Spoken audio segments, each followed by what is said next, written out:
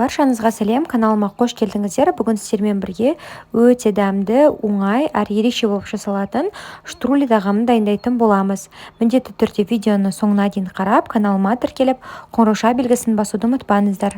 Сол кезде каналыма шыққан рецепті ең бірінші болып көретін боласыздар.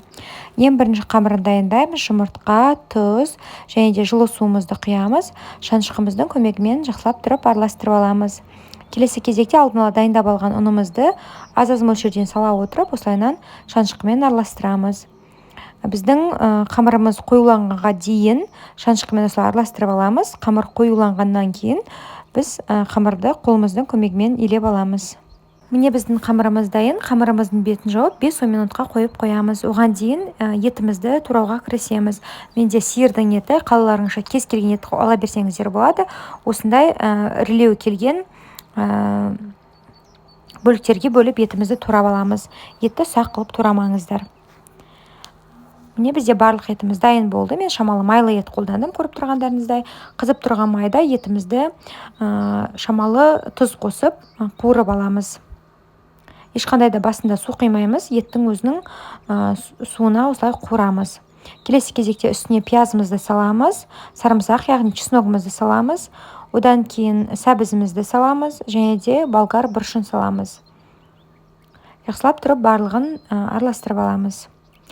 Келесі кезекте біз сәл қуырып алғаннан кейін етімізді пісіру үшін осылай шамалы су құямыз. Қатты көп су құйып керек емес. Енді қақпағын жауып етімізді пісіріп аламыз. Оған дейін басқа қоспаларды дайындаймыз. Картопымызды тазалап, осылайынан міне турап аласыздар.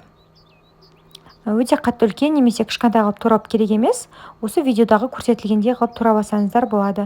Картопымыз дайын болды. Міне қараңыз, осындай үлкендікте картоптарды турап алдым. Келесі кезекте біз қамырдың ортасына салма дайындаймыз. Осын сәбізді үккішінен өткізіп алдым және де пиязды осылай жұқа-жұқа қылып турап, шаншқымыздың көмегімен араластырып аламыз. Қаласаңыздар қамырдың ортасына укроп немесе чеснок қоссаңыздар да болады. Қамырымызды дайын, ортасынан бөлеміз екі бөлікке. Әр бөлігін дөңгелек қылдырып ортасына жинап аламыз. Енді қамырымызды жаюға кірісеміз. Біздің қамырымыз мантыға, бешбармаққа жасалатындай сондай қалыңдықта болуы тиіс. Қазір сіздерге қандай жұқа болу керегін көрсетемін. Міне осындай жұқалықта жасайсыздар. Одан кейін үстіне күнбағыс майын құямыз.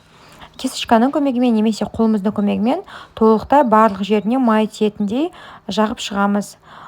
Ортасына салмасын саламыз. Айтып өткенде, егер салмасын салғыларыңыз келмесе, ешқандай да салма салмай, құр күнбағыс майын жағып қана орауға болады. Осылайынан міне толықтай орап шығамыз. Енді біз өзімізге қажет формада кесіп аламыз. Менде осындай міне ортасынан бөліп, дөңгелектеу болатындай қылдырып, осылай тегістеп кесіп шықтым. Міне сонда осындай қамырлар дайын болуы керек. Енді біздің етіміз пісті. Үстіне картопымызды саламыз. Картопты салғаннан кейін бізде суымыз картоптан сәл төменірек болуы керек. Сондықтан мен тағы да кішкене су құйып, қазір суымды қайнатып аламын.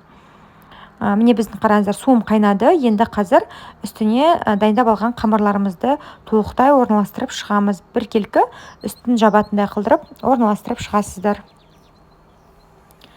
Міне мен толықтай орналастырдым. Енді қазір бетін жауып, орташа отта 20 минут шамасында пісіріп аламын. Пісу барысында қақпағын ашпай 20 минуттай пісіріп алыңыздар. Біздің 20 минут уақытымыз өтті, тағамымыз дайын болды. Осылай әсемдеп дастарханға ұсына берсеңіздер болады.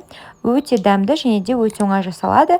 Егер де видео ұнап жатқан болса, каналыма тіркеліп, қоңырауша белгісін басуды ұмытпаңыздар. Сол кезде каналыма шыққан рецепті ең бірінші көресіздер. Астарыңыз дәмді болсын.